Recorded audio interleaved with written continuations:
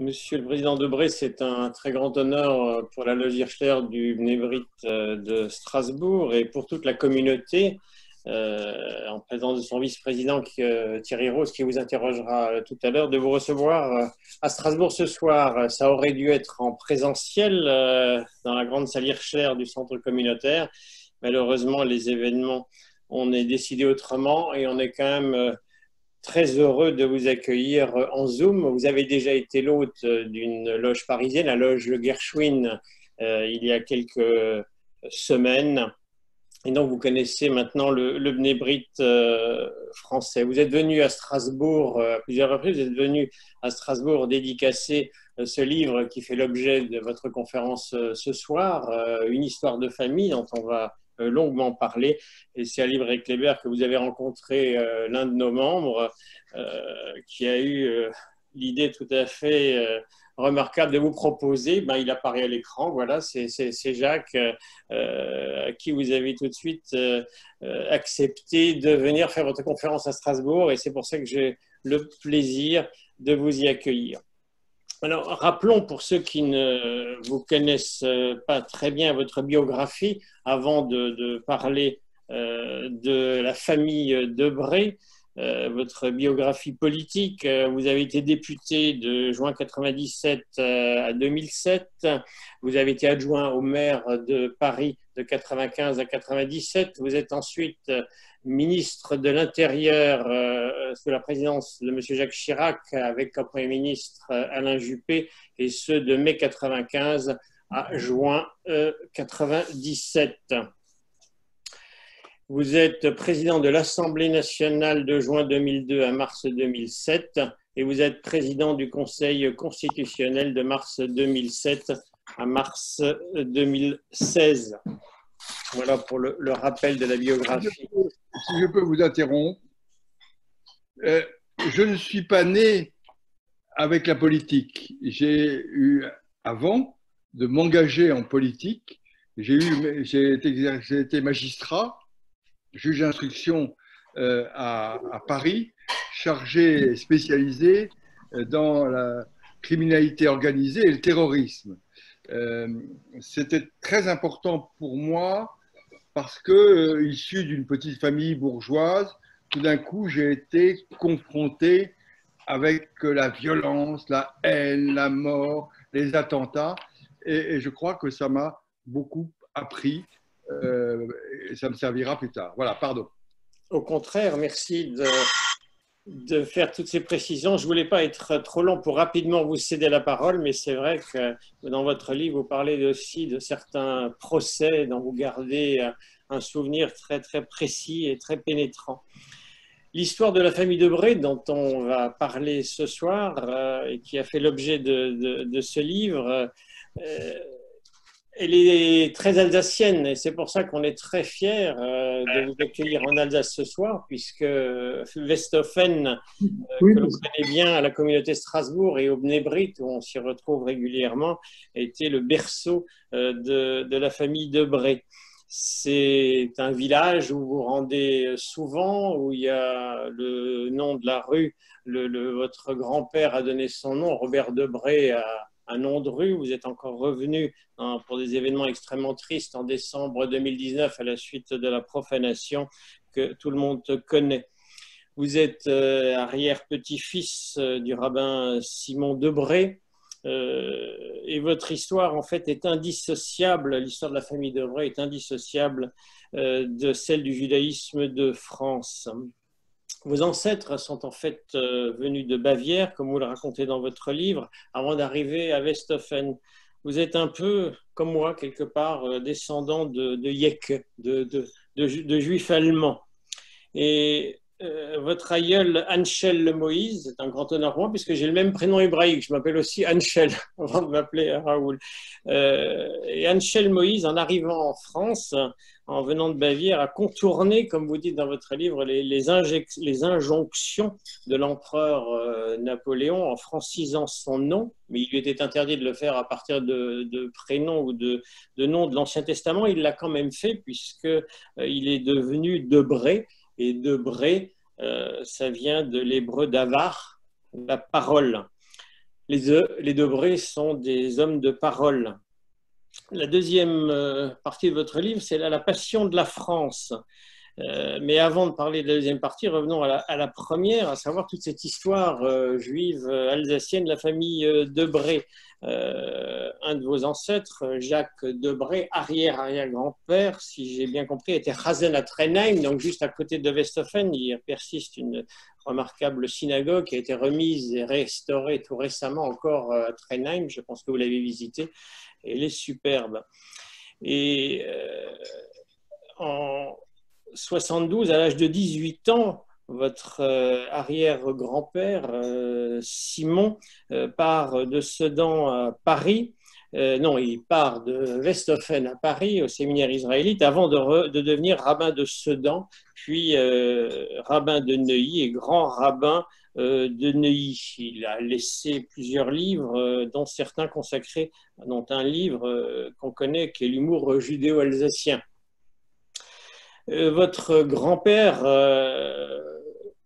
très connu, le professeur Robert Debré, très brillant pédiatre, pourtant fils de rabbin et petit-fils par sa mère de rabbin, quitte un peu le judaïsme. Il est en rupture avec la religion de ses ancêtres.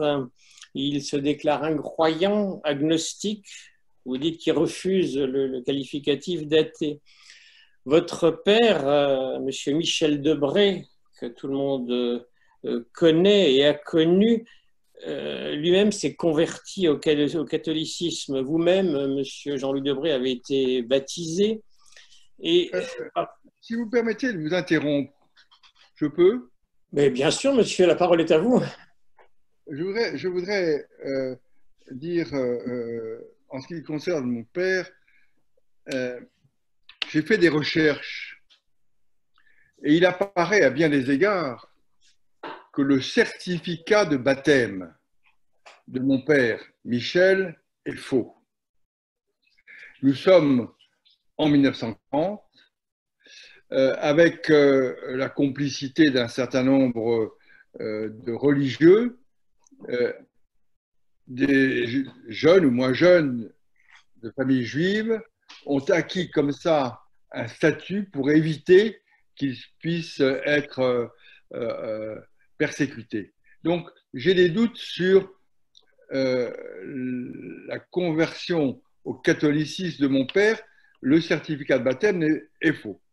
Ce que je voudrais dire, si vous me permettez, c'est j'ai appris de ma famille une chose essentielle, la notion de transmission.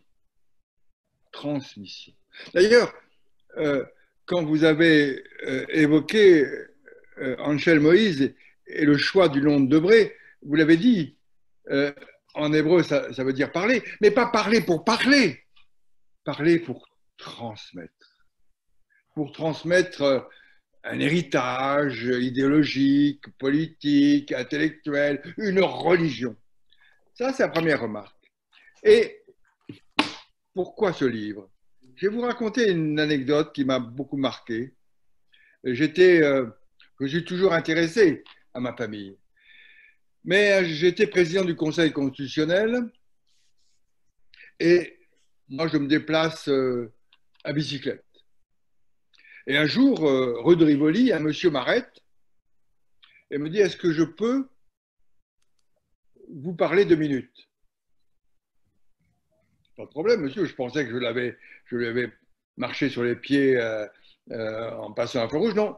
Il me dit: voilà. Il me regarde. Il me dit: je vous ai reconnu. Je suis juif,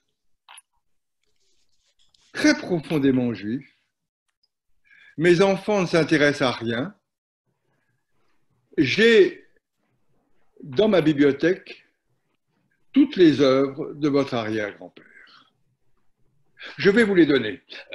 Merci beaucoup, monsieur. Je suis très ému. Je vais les chercher. Non, je vous les donnerai quand j'aurai envie de vous les donner.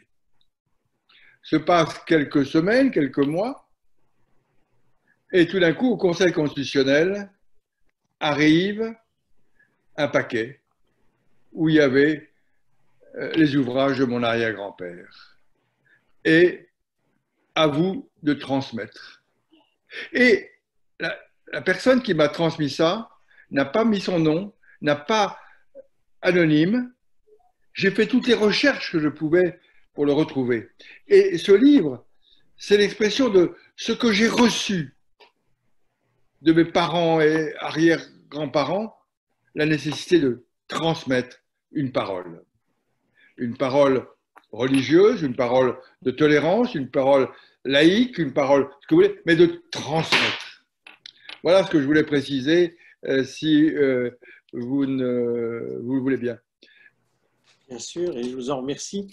On parlait de M. Michel Debré, on en parlera sûrement très longuement tout à l'heure. Parmi les spécificités alsaciennes, les anciens, très nombreux ce soir à vouloir vous écouter, ont bien connu Monseigneur Arthur Elchinger, évêque de Strasbourg. Et j'ai découvert, je l'ignorais totalement, l'ancienneté et l'amitié qui a lié M. Michel Debré à Monseigneur Elchinger. Oui, oui. Cette ancienneté, elle vient de la guerre. Mon père, qui était au début de la guerre au Conseil d'État, à Roya, un jour avec ses camarades, rentre dans une église, enchère un jeune curé. Et ce jeune curé, devant un parterre de personnages suspects, nous sommes à la veille de 40, dit aux fidèles qui sont là, nous sommes tous des juifs. Nous sommes tous des juifs. Et ça a tellement marqué profondément mon père qu'il est allé voir le jeune curé et que leur amitié ne s'est jamais démentie. Vous m'entendez ? Bien, je vous entends très très bien, on vous entend. Je pense que tout le monde vous entend. Et ils étaient sur la même longueur d'onde sur de très nombreux sujets. Et j'ajoute sur Monseigneur Elchinger, que toute ma vie j'ai appelé mon père, lorsqu'il est décédé, avant de dire ça, nous écoutions religieusement, c'est le cas de dire, en famille, le sermon que l'évêque de Strasbourg, Monseigneur Elchinger, prononçait le 14 juillet à la cathédrale. Et lorsque je suis devenu ministre de l'Intérieur, c'est la seule fois où j'ai un peu désobéi à mon père. Mon père m'a dit, quand tu vas à Strasbourg, avant d'aller voir le préfet, tu passes chez Monseigneur. Et je lui dis, non, je ne peux pas. Je suis le préfet, je suis le ministre de la République. Je vais commencer par aller voir le préfet et après, j'irai voir Monseigneur Elchinger. Et puis, dernière anecdote, lorsqu'il est décédé, je suis allé naturellement à ses obsèques et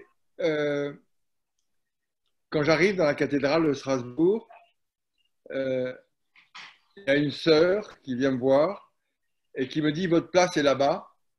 Ce n'était pas au milieu des officiels, c'était auprès de sa famille et des religieuses qui l'avaient accompagné.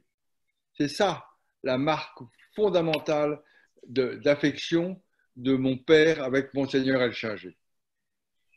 Et on peut, nous juifs, rendre hommage à Monseigneur Elchinger, qui a quand même été l'un des artisans du Concile Vatican II. Il a contribué au changement total de relations entre les juifs et les chrétiens. Et ça, c'est quand même un grand hommage qu'on peut lui rendre. Il y avait, dites-vous dans votre livre, aussi, outre cette amitié, une opposition parallèle à la loi sur l'IVG. Ce qu'on comprend pour un évêque, ce qu'on peut aussi comprendre à l'époque pour M. Michel Debré, mais enfin, ils étaient tous les deux des opposants fervents à la loi sur l'IVG votée en 1975. Vous voulez en parler ou... Oui. mon père, probablement pas pour des raisons totalement identiques. Je ne peux pas parler à la place de Monseigneur Singer, mais il y avait dans le raisonnement de Monseigneur la notion de vie. Et on n'interrompt pas, un chrétien n'interrompt pas volontairement une vie. Dans la réflexion de mon père, qui est une réflexion qu'il a héritée de son père, Robert, et d'Alfred Sauvy, se mélange une notion de démographie et de nécessité de renouveler les générations. Donc, oui, ils sont contre l'interruption volontaire de grossesse, sauf dans des cas extrêmes, mais pour des raisons un peu différentes philosophiquement.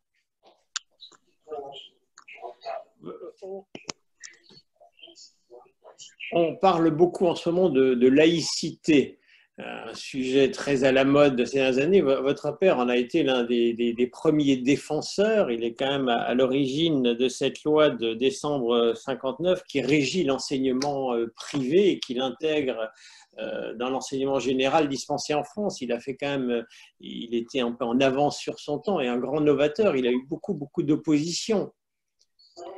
Sur la loi sur l'enseignement. Oui. Oui, et là, le rôle essentiel de Léon Arthur Singer est à signaler.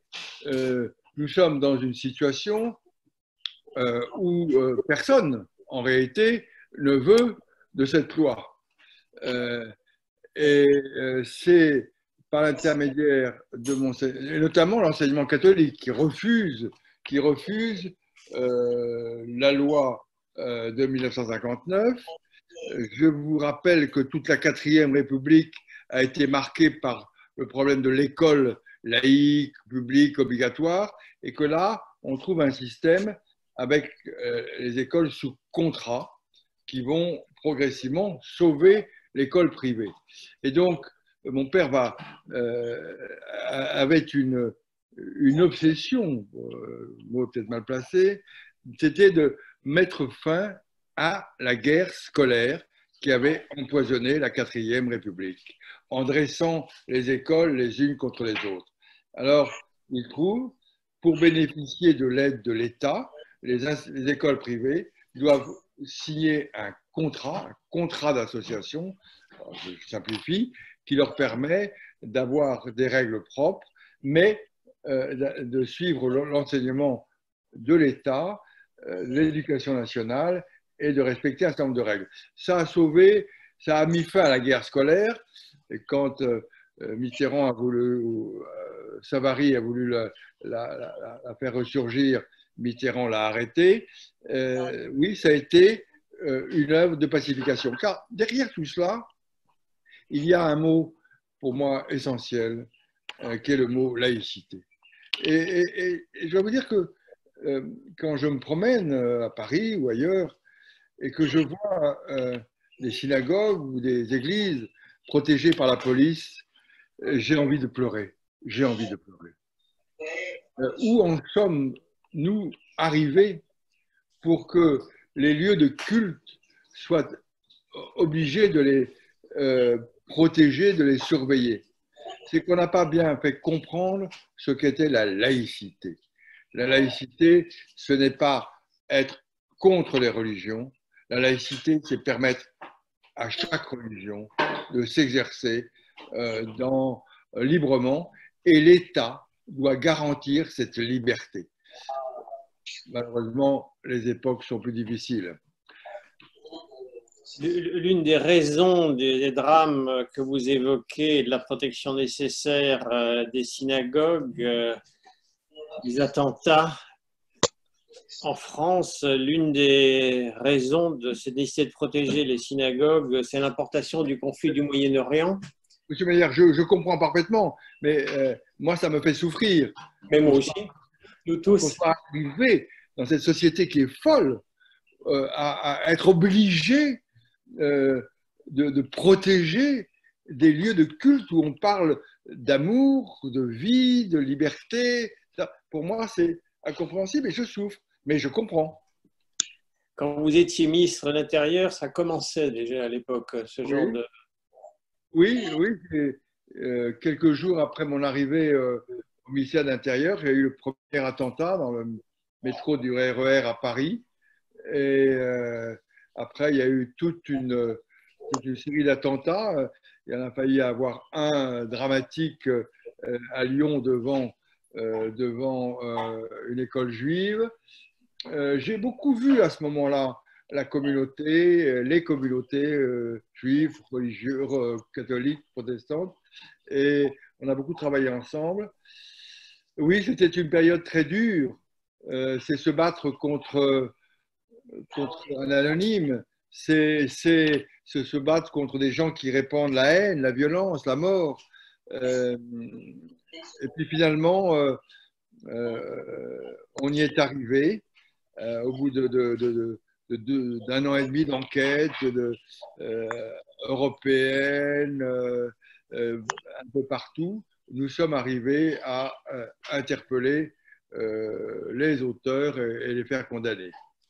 Monsieur le Président, Oui, je voudrais vous rappeler un événement pas très heureux. Le 3 décembre dernier, je vous appelais pour vous annoncer la profanation du cimetière de vos ancêtres, couvert de croix gammées. Aujourd'hui, il est clair que l'antisémitisme est complètement décomplexé. L'antisémitisme renaît particulièrement en Allemagne. Encore hier, il y a eu la dissolution d'un groupe néo-nazi qui s'affiche avec les emblèmes d'Adolf Hitler, avec le salut nazi, les croix gammées. Aujourd'hui, est-ce qu'on a, depuis la guerre, et cette année particulièrement où nous célébrons le 51 de la disparition du général de Gaulle, est-ce qu'on a manqué une étape dans la transmission de ce qui s'est passé dans la dernière guerre? Est-ce qu'on n'a pas su être suffisamment vigilant par rapport à tous ces principes de liberté de la presse, de liberté d'expression, de la liberté sur les réseaux? Comment est-ce qu'on peut arriver à infléchir cette montée, pas seulement de l'antisémitisme, mais de toutes les haines et de toutes les violences? Est-ce qu'à la violence, on doit répondre par la force ou est-ce qu'à la violence, on doit répondre par la transmission comme vous le faites? c'est un sujet très difficile. D'abord, quand je suis arrivé 2 fois de suite dans le village de Weisthofen et que j'ai vu sur toutes ces tombes des croix gammées et notamment, mais c'est hasard, sur toutes les tombes qui portaient le nom de Debré, vous êtes pris d'une espèce sentiment d'horreur, mais aussi d'angoisse. Comment des jeunes ou des moins jeunes, après ce que nous savons, peuvent encore se référer à des idéologies comme le nazisme? C'est incompréhensible. Alors, comment répondre? Certainement pas par la lâcheté, par l'affirmation de la liberté, mais aussi par des sanctions exemplaires lorsque celles et ceux qui sont confondus passent devant la justice. N'ayons pas peur d'être pédagogiques dans la dureté de la sanction. Deuxièmement, je ne sais pas si nous avons raté un moment, mais vous savez, moi je suis très, très reconnaissant à celles et ceux qui regardent l'histoire en face. Et c'est ainsi que j'ai été très heureux quand Jacques Chirac a reconnu la responsabilité de la France dans la rafle du Veldiv. Donc, je crois que au niveau de l'enseignement, on n'apprend pas assez l'histoire. Je me souviendrai toute ma vie, et je le referai avec probablement mes petits-enfants, quand j'ai emmené mes 3 enfants, ils avaient 15, 16 ans, dans un camp de concentration, pour qu'ils voient l'horreur. Pour qu'ils voient l'horreur. L'horreur, ce n'est pas simplement les images, c'est qui. Et que j'ai vu ces 3 enfants qui ne parlaient plus, alors qu'on leur avait appris dans les livres l'horreur, eh bien je crois qu'il faut continuer à enseigner ce qu'a été cette période et ne pas avoir peur de le dire et de le redire. Vous savez, pendant l'hiver, avant la pandémie, j'avais pris une habitude. J'allais une fois tous les 15 jours dans une école. Dans une école en France, pas forcément à Paris, mais j'en ai fait beaucoup à Paris aussi.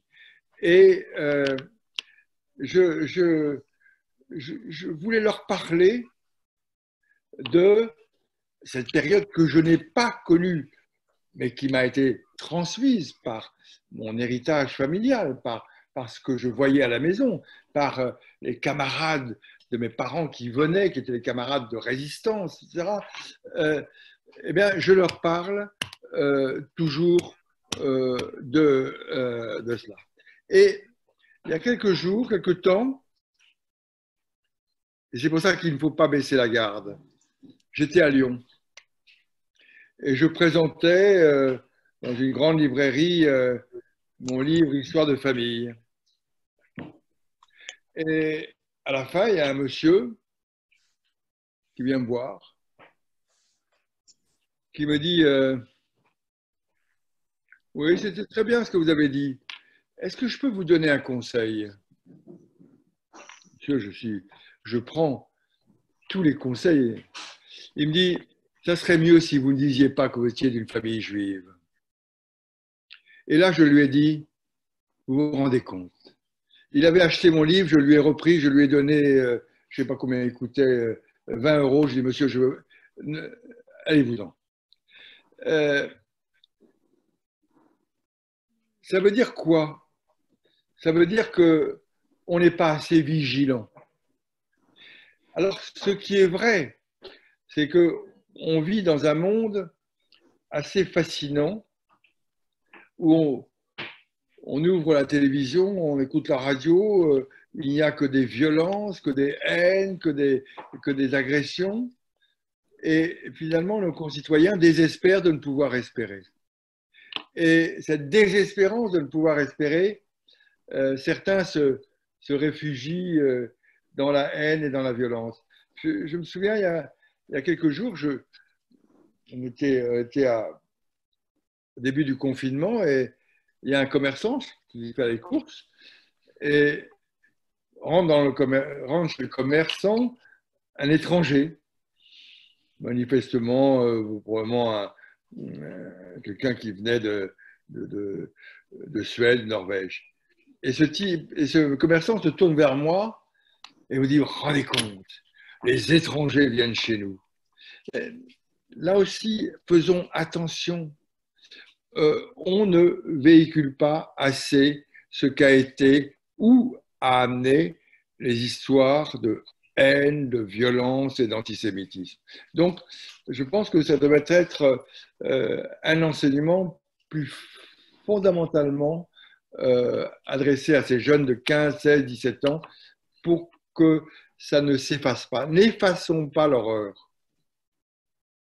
Il n'y a pas que l'antisémitisme. On a vu récemment dans les manifestations à Paris, qui n'étaient pas autorisées d'ailleurs, suite à Black Lives Matter, des amalgames qui ont été faits, des crimes morts aux juifs, des récupérations sur le conflit israélo-palestinien. Est-ce qu'on peut tolérer, je dirais, ces faussaires de l'histoire, on va dire? Non, mais il ne faut pas que ça aboutisse à... Vous savez, la République, elle a besoin d'être défendue, elle a besoin d'être protégée. Et derrière un certain nombre de manifestations, il y avait une volonté de décrédibiliser la police. Alors la police, elle applique la loi et elle est sous le contrôle des juges. Faisons en sorte que la police garde la République avec efficacité. Mais au-delà de cela, ça veut dire que à tous les niveaux aujourd'hui, ne pensons pas que le racisme, la xénophobie, l'antisémitisme soient des notions anciennes. Et par conséquent, au niveau de l'État, au niveau de l'éducation nationale, des forces de police, faisons en sorte qu'on n'oublie pas. Je me souviens, lorsque j'étais ministre de l'Intérieur à l'école de police de Saint-Cyr au Mont-d'Or, j'avais voulu qu'il y ait un enseignement dispensé par un rabbin, un curé et un imam, pour que l'on apprenne aux uns et aux autres le respect des religions. Voilà. L'une des manifestations actuelles les plus évidentes de l'antisémitisme, c'est l'antisionisme. Si vous en êtes d'accord, on peut parler un peu de l'État d'Israël. Vous abordez dans plusieurs pages de votre livre l'État d'Israël. Vous rappelez les relations extraordinaires des premières années d'État d'Israël et surtout des premières années de la présidence de Charles de Gaulle, avec M. Michel Debré comme Premier ministre, à l'époque où M. Debré a reçu Ben Gourion. C'était les belles années de l'amitié franco-israélienne. Vous vous rappelez, ça je l'ignorais d'ailleurs totalement, qu'il y avait un accord d'aide à la fabrication d'armes nucléaires de la France à Israël qui était antérieur à l'arrivée du général de Gaulle au pouvoir en 1958, la présidence, et qui est antérieur. Et ce traité, cet accord d'aide à la fabrication d'armes nucléaires, votre papa et le président de la République de l'époque l'ont rapidement suspendu. Est-ce que vous avez un commentaire à faire là-dessus? Deux choses. Je vais y répondre. Je marque pour vous y répondre. D'abord, ce qui m'a beaucoup intéressé en travaillant sur Simon, Robert et Michel, c'est qu'ils ont, à l'égard d'Israël, pour Simon, on ne peut pas encore parler de sionisme, des positions totalement différentes. Pour Simon, je vous rappelle, cette famille juive venue de Bavière a choisi la République, française. Et par conséquent, elle ne peut envisager d'abandonner la République. Mais elle a un regard très fort vis-à-vis d'Israël. Robert, là le sionisme apparaît, est totalement opposé, en disant deux choses. Un, n'assimilons pas une religion à un État. La religion, ça se situe en dehors de l'État, des structures étatiques des hommes. Et donc, la religion, elle est partout. Et deuxièmement, et je l'ai écrit, je reprends ce qu'il disait, c'est que constituer un État juif dans cette partie du monde avec autour des puissances arabes beaucoup plus fortes démographiquement, économiquement, ne réglera jamais aucun problème. Alors, Michel, c'est plus compliqué. Michel, élevé en dehors des religions, mais très marqué par tout le phénomène religieux. J'étais tout petit était enfant. Quand revenu au pouvoir, il a reçu Ben Gourion, c'était l'événement. Il était heureux. Alors, c'est à ce moment-là qu'ils avaient découvert, par hasard, qu'un accord secret avait été conclu avec la France. En tout cas, tout le monde au gouvernement, mais à l'époque, c'était la 4e République. Vous savez qu'il y a eu la durée moyenne des gouvernements sous la 4e République est de 6 mois. Et donc, il y avait eu un accord en violation de tous les engagements internationaux de la France, qui n'avait naturellement pas été ratifié par le Parlement, naturellement pas fait l'objet d'une communication au Conseil des ministres, et je ne sais même pas si le président de la République de l'époque était au courant. Un accord secret qui tendait à donner des informations à Israël pour des données pour détenir la bombe atomique.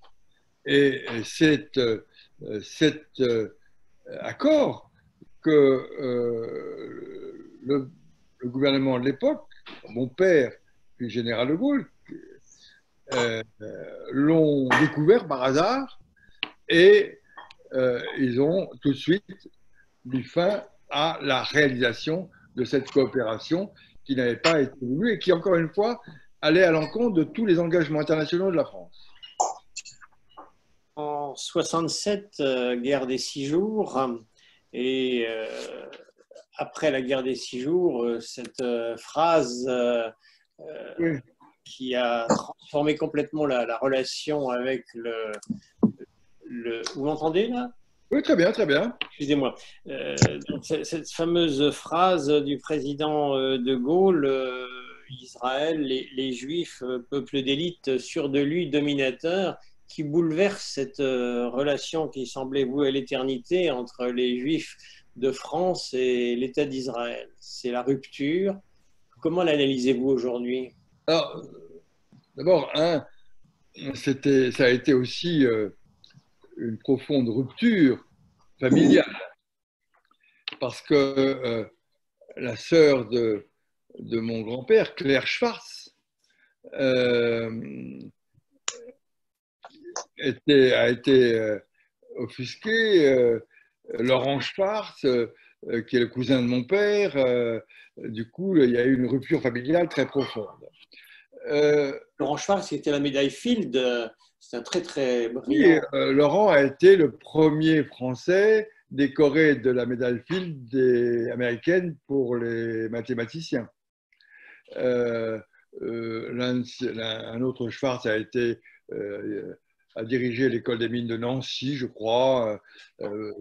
Mais c'était une famille très unie, les Debré, les Schwartz, ils se réunissaient et tout d'un coup, ça a été une cassure. Et j'ai retrouvé des textes de la sœur de mon grand-père, Claire Debré, mariée à Anselme Schwartz, très, très critique. Alors, comment analyser? Ça, c'est mon analyse. Hein. Je n'engage que moi à ce que j'ai lu. Nous sommes dans une configuration totalement différente. La France a rendu l'indépendance à toutes ces colonies. L'Algérie est devenue indépendante. La certaine idée de la France que se faisaient les gaullistes d'une France européenne, méditerranéenne, s'est considérablement transformé. L'avenir économique de la France passe par sa relation avec le monde méditerranéen, l'Algérie, le Maroc, la Tunisie, l'Égypte. Et donc, dans ce conflit de la guerre des 6 jours, De Gaulle, me semble-t-il, penche plus du côté du monde arabe. J'ajoute, et ça c'est mon interprétation, euh, qu'il y a dans la génération qui a été celle de Gaulle et c'est une génération très marquée par le catholicisme et notamment par les écoles chrétiennes où on présente les juifs comme c'est l'école jaune, hein, c'est pas forcément reprenez tout ce qui se disait à l'époque en 1880. Voilà, il y a une réticence, mais je crois que ce sont des raisons de stratégie économique qui ont poussé le général à ce moment-là à se démarquer un peu d'Israël. Alors, certains disent que la phrase est partie comme ça, je ne sais pas. Voilà. Vous-même avez été plusieurs fois en Israël, je crois. Oui. J'ai beaucoup travaillé au Conseil constitutionnel avec la Cour suprême israélienne, avec des femmes et des hommes d'une qualité exceptionnelle et d'une réflexion exceptionnelle, qui ne sont pas dans une situation très facile, puisque la Cour suprême agit dans un État qui est un État religieux. Et on a eu de très très bonnes discussions. Et je me souviens, lorsque le Conseil constitutionnel avait indiqué que la loi sur le mariage pour tous n'avait rien d'inconstitutionnel. On peut penser ce qu'on veut de cette loi, on peut penser ce que l'on veut du mariage homosexuel, mais au niveau juridique, le fait que deux hommes ou deux femmes ne se marient ne vous enlève aucun droit.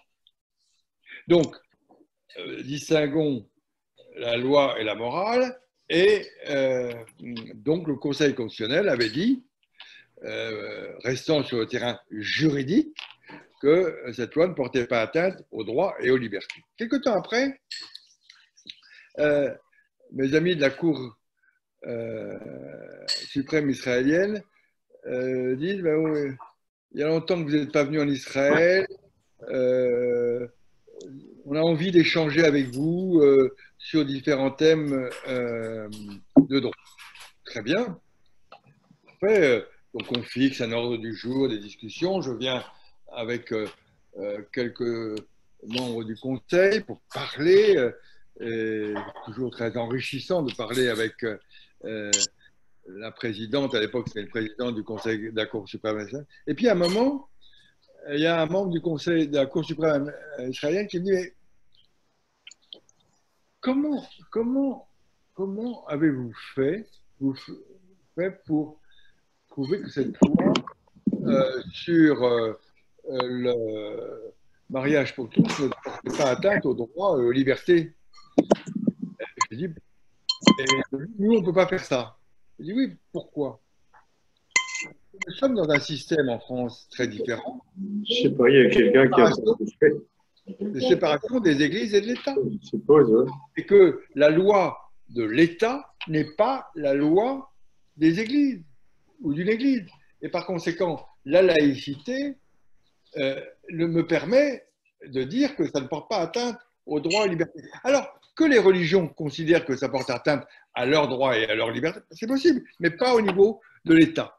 Et d'ailleurs, quand on se marie en France, avant de passer dans une synagogue ou dans une église, on passe à la mairie. Il y a une distinction entre le mariage politique, public et le mariage religieux. Eh bien, la loi, c'est la même chose. Et dans les États religieux, il n'y a pas cette séparation. D'ailleurs, Monsieur le Président, à ce propos, on avait discuté ensemble à propos de, enfin pas l'amendement, la motion Maillard fin d'année dernière, et qui parlait d'antisémitisme, et pour les mêmes raisons, vous séparez la morale et le droit, vous n'étiez pas favorable à cette motion. Cher ami, je vous répondais en tant que président du Conseil constitutionnel, Oui, en tant que absolument. juriste. En tant que juriste. Je ne parle pas du fond. Quoi? Je ne parle pas du fond du message sur l'antisémitisme, évidemment, vous êtes tout à fait en train. Je suis Au niveau du harcèlement, révolté contre tout antisémitisme. Simplement, je crois que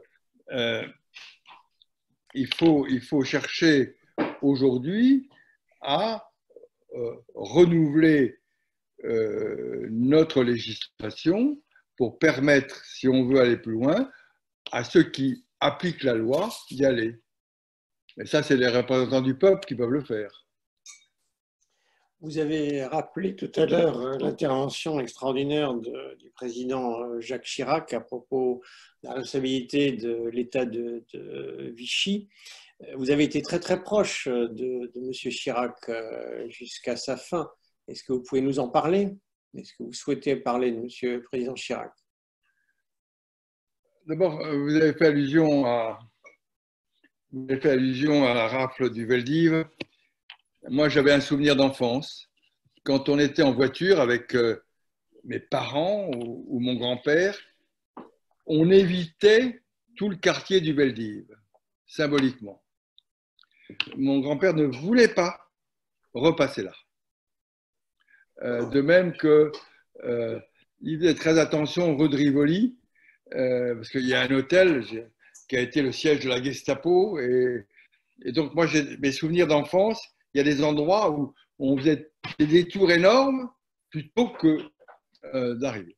Alors, oui, oui, j'ai été proche de Jacques Chirac. Si vous voulez, j'ai découvert avec lui ce qui est rare en politique, une vraie amitié. Lorsque j'étais en difficulté au ministère de l'Intérieur, il m'appelait plusieurs fois par jour en disant « je suis là ». Il m'a toujours écouté et je lui suis très reconnaissant d'une chose. Quand j'allais le voir très souvent le dimanche pendant des années, quand je rentrais dans son bureau, il me disait « ne me dis pas ce qui va bien, dis-moi ce qui va mal ». Les grands personnages sont généralement entourés d'hommes et de femmes de très grande qualité qui ne veulent leur faire plaisir. Et donc, quand ils sont au pouvoir, ils leur disent « mais qu'est-ce que vous avez été bon à la télévision ?» Et moi, j'arrivais et je disais à Chirac « qu'est-ce que vous avez été mauvais ?» Et c'est une relation d'authenticité. Et voilà, j'avais beaucoup d'affection pour lui et il m'a accompagné toute une partie de ma vie politique. D'ailleurs, je l'ai raconté, quand j'étais président de l'Assemblée nationale, je le vois et il me dit je vais bientôt quitter la présidence de la République. Et je lui dis, monsieur, oui, vous avez quitté. Alors il me dit, je verrai beaucoup de monde. J'ai un souvenir d'enfance et je vais vous le raconter. J'ai 14 ans. J'arrive à la maison tout d'un coup, plein de bonbons, plein de fleurs. Il y a des journalistes partout, il y a du monde. Maman, qu'est-ce qui arrive? Ton père est Premier ministre. Bonheur. 3 ans plus tard, j'arrive à la maison, il n'y a plus de fleurs, plus de bonbons, plus de journalistes. Maman, qu'est-ce qui se passe? Ton père n'est plus rien. Et je disais à Chirac, ben, tu vois, vous voyez,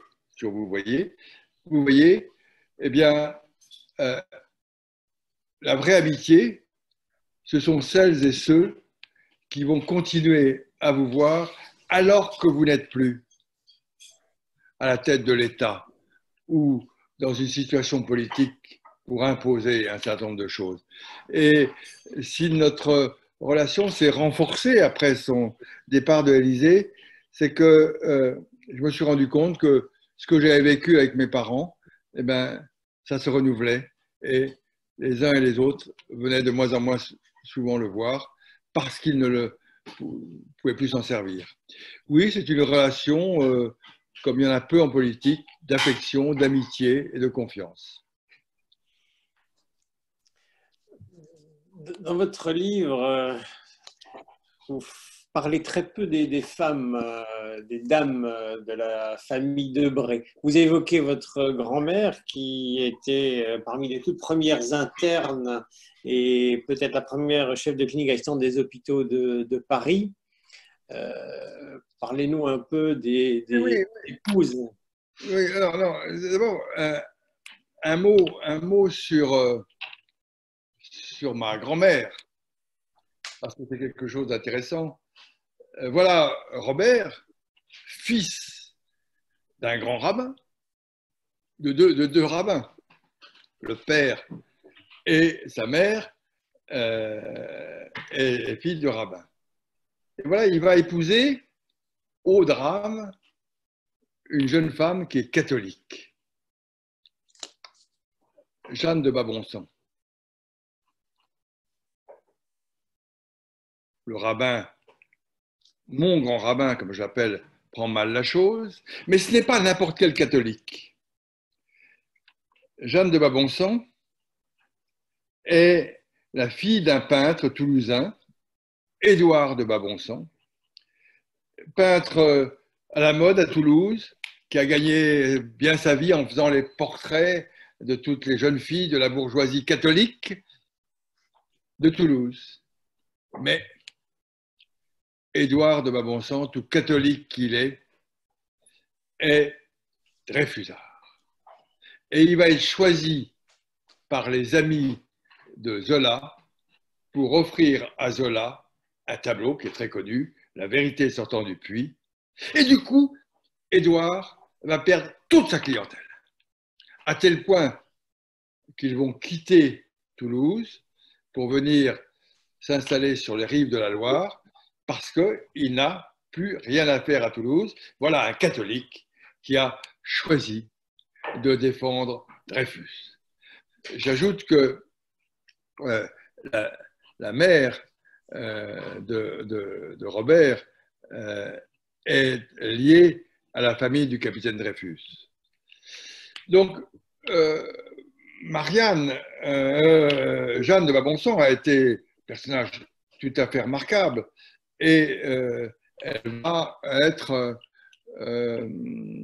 l'une des premières femmes internes des hôpitaux et probablement la première femme chef de clinique d'un hôpital. Elle va décéder. Ma mère Anne-Marie Le Maresquier est la fille d'un architecte. Alors, petite famille, le père de l'architecte, de mon grand-père, est épicier à Sète et mon grand-père est destiné à être épicier. Mais mon grand-père ne veut pas être épicier et donc il quitte la maison, monte à Paris car il veut être architecte.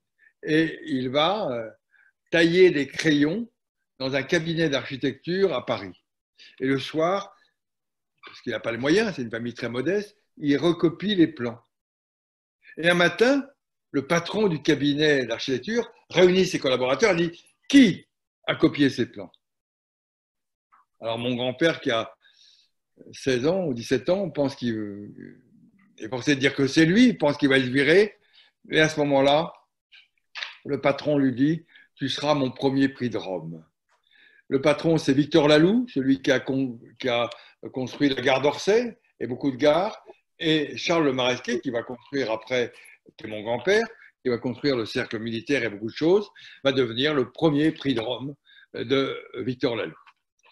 Petite famille, ma mère, très tournée vers les arts.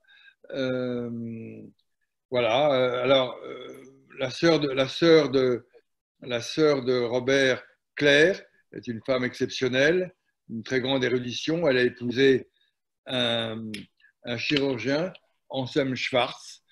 Et voilà, elles ont marqué ma famille.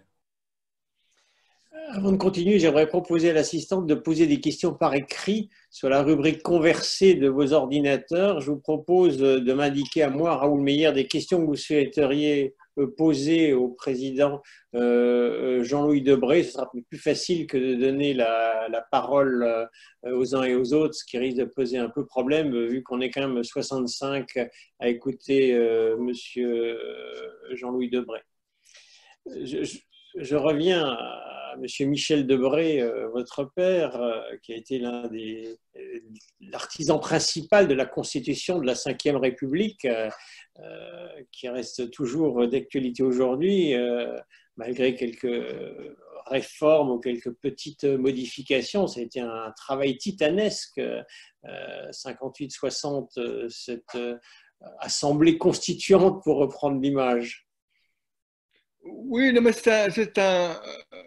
D'abord, si vous voulez, pour comprendre cela, il faut bien savoir que mon père s'est engagé dans la résistance intérieure quand avec Parodi, avec un certain nombre de grands résistants, quand ils se sont rendus compte que la République était en danger.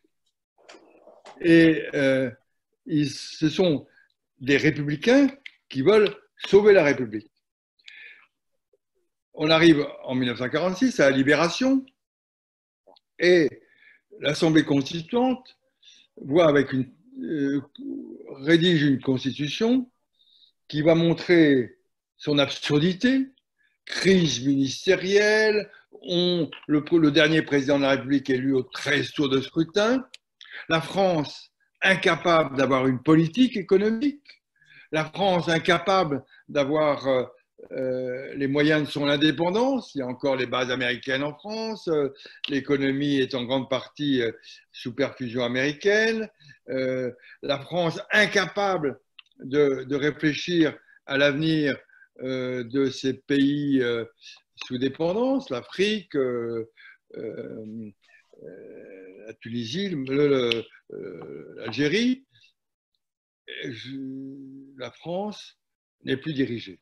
Et donc, pendant toute la 4e République, mon père a beaucoup réfléchi aux institutions qui devaient permettre à l'État de se faire respecter et au gouvernement de la France de pouvoir agir.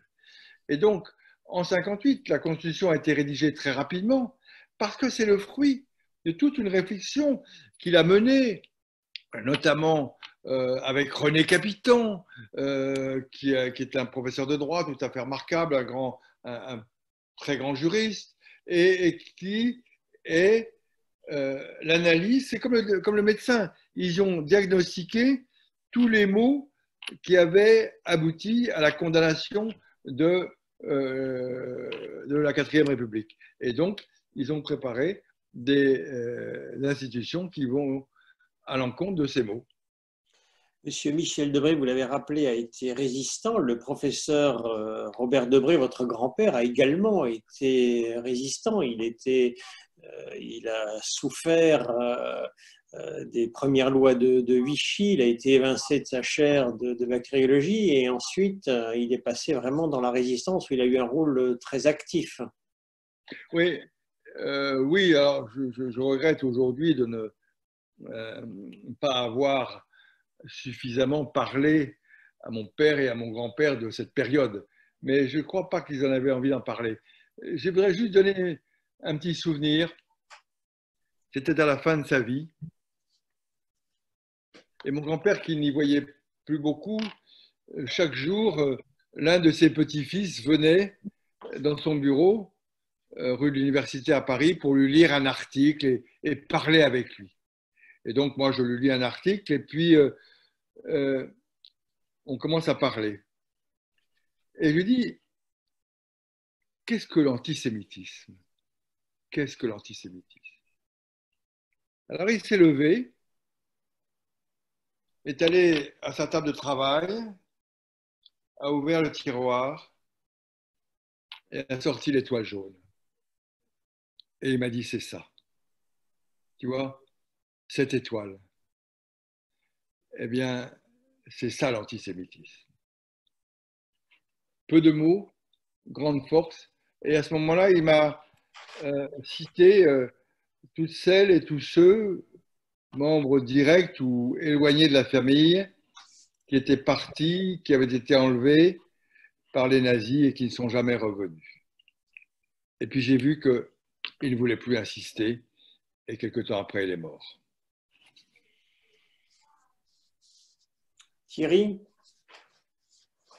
Oui, alors moi je voulais qu'on reparle encore d'un sujet qui nous intéresse ici en Alsace, c'est le concordat, parce qu'un jour vous m'avez mis en garde en me disant Oui. attention, le concordat est menacé, je l'ai sauvé une fois, mais je ne sais pas si on arrivera à le sauver plusieurs fois. Alors oui, il y avait eu un recours dans le Conseil constitutionnel pour remettre en cause le régime particulier des cultes d'Alsace, Moselle et, si je me souviens bien, de la Guadeloupe. Je trouvais que ce n'était pas le moment et que le concordat fonctionnait dans des conditions satisfaisantes et que ce n'est pas à nous de remettre en cause ce système. Alors, nous avons constitutionnalisé la règle du concordat en disant, puisque les constituants de 1946, pas plus que les constituants de 1958, n'ont remis en cause le système du concordat, celui-ci est de ce fait constitutionnel et au-dessus de la loi ordinaire. Et que par conséquent, si le législateur, le souverain, veut demain mettre fin à cette règle, il devra prendre la voie de la loi constitutionnelle. Cher Thierry Ross, puisque nous sommes entre nous, tout ça est un peu tiré par les cheveux. Mais quand je vous en ai parlé, je me suis battu. Je ne suis pas sûr que dans 10-15 ans, on aura envie de se battre sur cette règle. Et pourtant, je crois que c'est fondamentalement important. Parce que derrière cette règle importante, il y a tout le droit particulier d'Alsace-Moselle. Alors, je veux bien qu'un soir, par aventure, on remette en cause toutes les législations, mais ça doit se faire avec sérieux. Et est-ce que c'est aujourd'hui où il y a tant de problèmes qu'on doit aborder ces questions? Donc, c'est ce que je voulais vous dire. Soyons très vigilants. Je crois que le comble de l'histoire, c'est que c'était un monsieur Cohen qui avait remis en cause le concordat. Alors, je ne sais pas quelle est la procédure juridique, si c'est au Conseil constitutionnel ou si c'est des questions. Je ne sais plus. C'était monté par, il avait fait ce qu'on appelle une question prioritaire de constitutionnalité pour saisir, bon, mais peu importe, monsieur, le fond de l'affaire est important parce que derrière tout ça, c'est un droit particulier avec dans d'autres domaines de ce droit particulier, on a des tendances aujourd'hui de certains qui disent on voudrait le même droit que tout le monde et pas un droit spécifique. Or, vous connaissez mieux les règles, en particulier dans l'Alsace-Moselle, et ce n'est pas la peine de mettre la pagaille partout. Monsieur Debré, je vais commencer à lire quelques... Là, il y a une question ou une remarque d'un de nos auditeurs. Votre père, Michel Debré, devait à son père de ne faire aucune différence entre les hommes quant à leur origine sociale, leur religion, leur métier, leur cadre de vie, l'âge, oui, l'éducation, la culture. Et cela me fait penser, dit notre auditeur, à une citation de Lazare Carnot: élever à la dignité d'homme tous les individus de l'espèce humaine. Oui, mais j'ai appris de ma famille qu'il n'y a pas de, qu'il ne faut pas faire de distinction sociale et que le but de la République, c'est de permettre à chacun de trouver sa voie pour s'élever. Oui, voilà, je partage tout à fait ce qu'a dit ce monsieur. Une question d'un de vos parents strasbourgeois, Jacques-Vivien Debré, que vous Oui, oui, oui, oui. l'écran, et qui vous demande s'il ne faudrait pas être plus cocardier pour faire émerger une fierté d'être française pour que les jeunes s'approprient nos valeurs. Alors, je crois beaucoup à la valeur du patriotisme. Je crois beaucoup à la nécessité de l'histoire pour faire ressurgir cette fierté d'être français. Mais je prendrais à témoin Ernest Renan, qui disait finalement, une nation, c'est un rêve d'avenir partagé. Et donc, on devrait expliquer, mieux expliquer où on veut en venir et participer les jeunes à ce rêve d'avenir. Ce rêve d'avenir,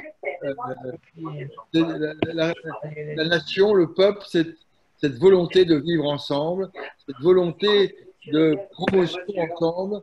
Voilà. Il y a Françoise qui veut me poser une question.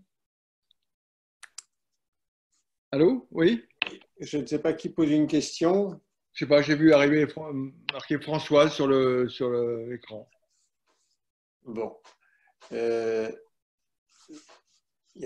va peut-être passer la parole à la salle s'il y a des questions à poser. Thierry, tu as encore des questions à poser à Monsieur le Président? Mais Thierry Ross a toujours des questions à poser, surtout.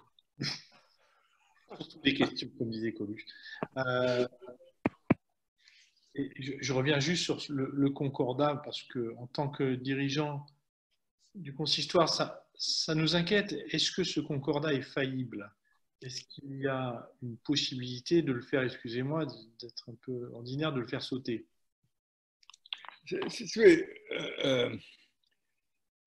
J'ai veillé à ce qu'il ne sorte pas, qu'il ne saute pas.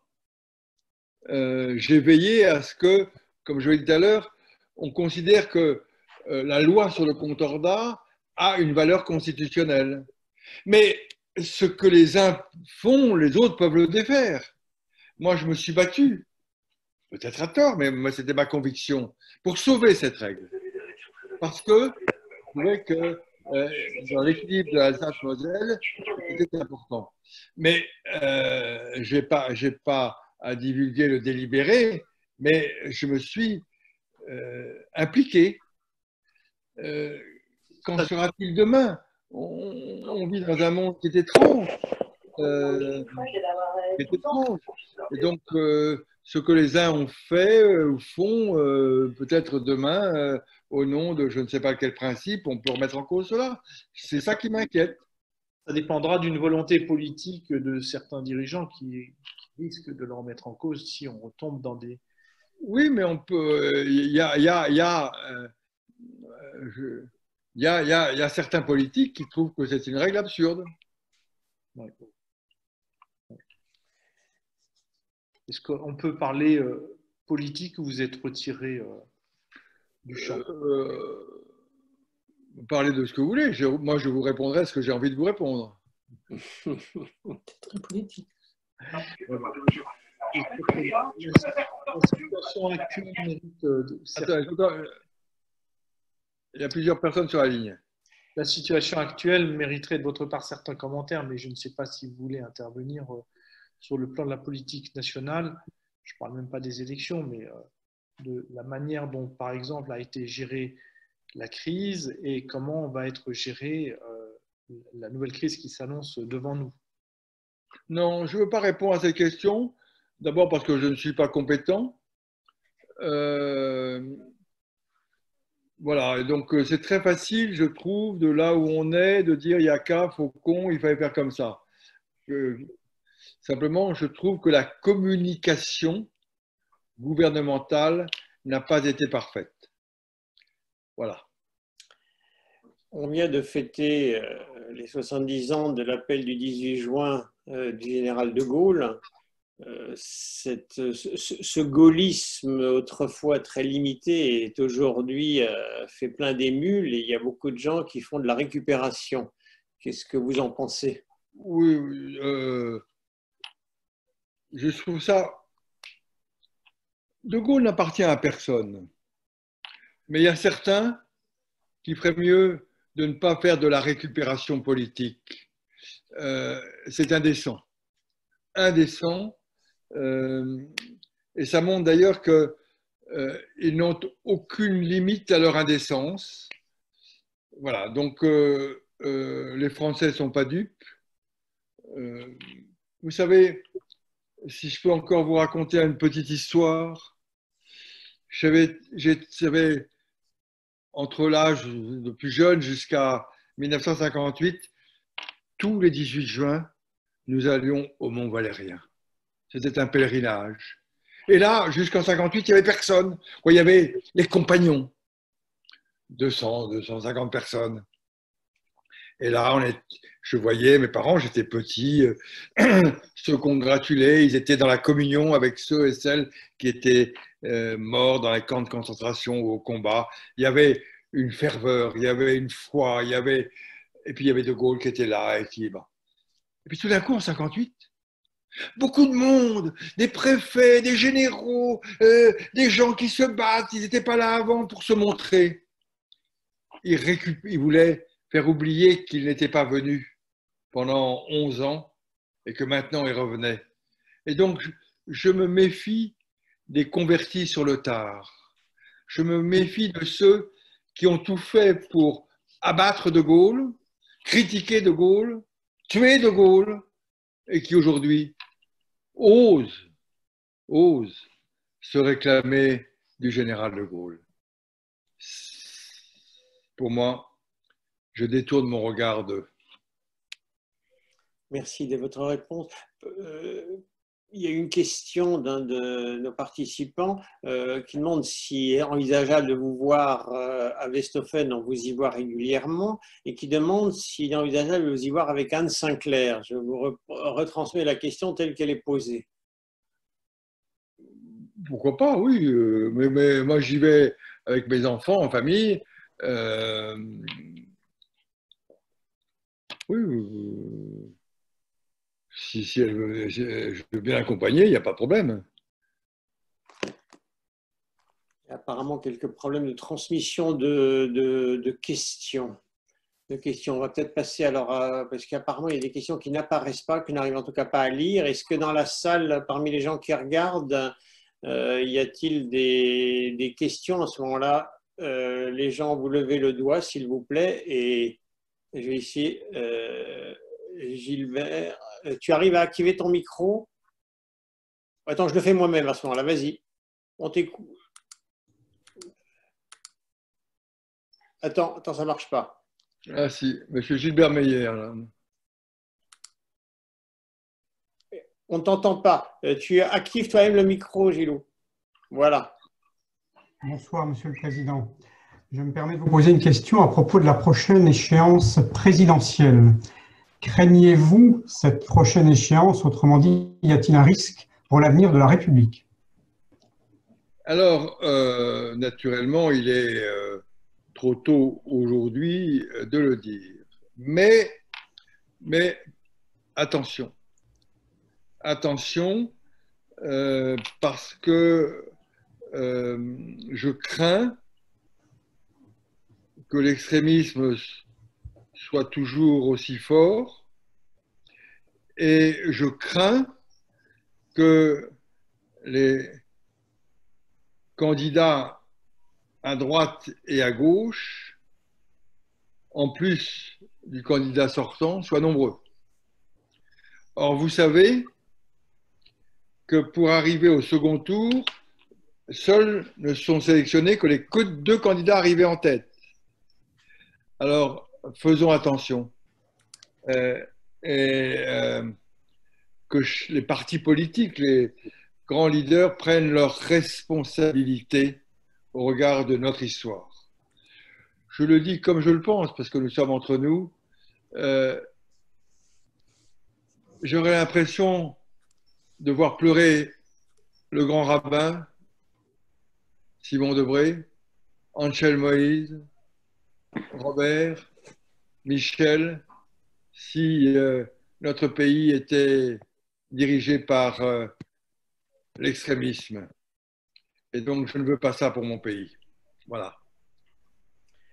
Merci. Sûrement à l'unanimité de tous ceux qui vous écoutent, on est à la veille d'élections importantes pour les Strasbourgeois. C'est un deuxième tour ce dimanche et il est important qu'un maximum de citoyens strasbourgeois, la totalité si possible, aillent voter. En tout cas, que tous ceux qui ont écouté ce soir, M. Debré, continuent à l'écouter, aillent voter. C'est important, ça fait partie de la démocratie et je ne peux qu'insister pour que tout le monde aille voter.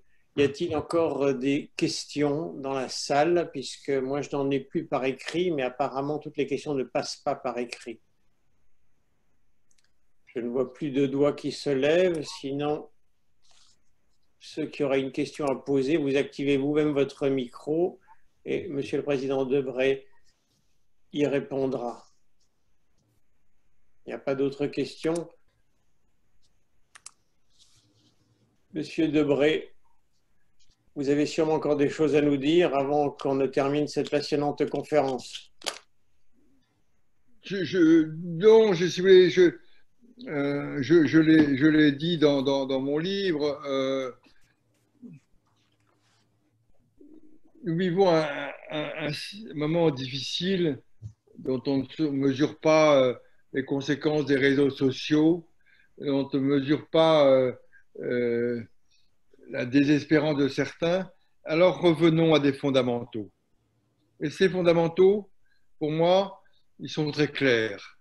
C'est d'abord le principal, cette notion de laïcité active.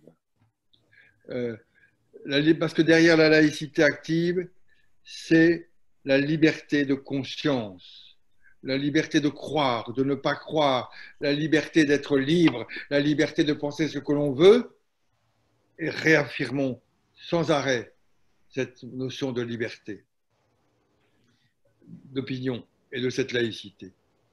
Je pense qu'en second lieu, le fondamental est de montrer que dans ce monde terrible, la liberté d'aller et de venir, la liberté de parole, elle est nécessaire, elle est indispensable, mais que notre liberté, elle se termine là où commence la liberté des autres.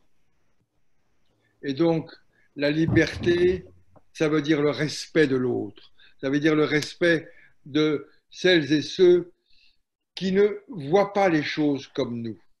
Et c'est cette notion de tolérance. Enfin, je pense qu'il y a une réflexion à avoir importante sur l'égalité, et notamment cette nécessaire promotion de l'égalité par l'intermédiaire des écoles et la nécessité d'apprendre l'instruction civique. Je rêve de ce petit manuel que j'ai consulté il y a quelques jours de Ferry, pas Jules, le père, sur l'instruction civique. L'instruction civique. C'est ça, l'instruction civique, c'est le fait de faire comprendre notre histoire, là où on est, de ne jamais occulter une partie de notre histoire, même si ça ne nous plaît pas, et d'enseigner aux autres le respect de l'autre. Voilà. Merci beaucoup. Mais je reste aussi longtemps que vous voulez encore. Mais je vois que Thierry Ross s'ennuie un peu. Ça m'étonnerait. Je suis complètement passionné. Moi, je disais j'ai un ami qui est à côté de moi, je lui dis c'est un très beau message. Vraiment. On est bien d'accord. Monsieur le Président Debré, on va en rester sur cette conclusion. L'instruction civique, ça me rappelle ma scolarité, puisqu'à l'époque, l'instruction civique était matière obligatoire. Elle faisait partie de l'enseignement qu'on dispensait il y a un certain nombre de décennies. Et Ce serait effectivement, comme vous le suggérez, très utile qu'il soit réintroduit de manière obligatoire dans les classes, au moins dans les classes primaires. En tout cas, je renvoie à tous ceux qui sont devant leurs écrans à lire ce livre, Monsieur Jean-Louis Debré, Une histoire de famille. C'est un livre absolument passionnant que l'on dévore. Et au nom du consistoire du Bas-Rhin, représenté ce soir par Thierry Rose, Radio J par Dan Leclerc, l'émission sera retransmise. Vous saurez par voie de presse fixée quand exactement il y aura retransmission de la conférence de ce soir. Et au nom du Nebrit Hirschler que je représente et qui a eu le plaisir de vous inviter, je tiens, Monsieur le Président Jean-Louis Debré, à vous remercier de cette passionnante conférence et en espérant vous revoir une prochaine fois en live, en présentiel, selon la terminologie à la mode, à Strasbourg ou à Westhofen ou aux deux endroits. En tout cas, un très grand merci à vous, Monsieur Debré. C'est moi qui vous remercie et vous m'avez fait un grand honneur de parler avec vous. Merci, merci et à bientôt. Au revoir, monsieur.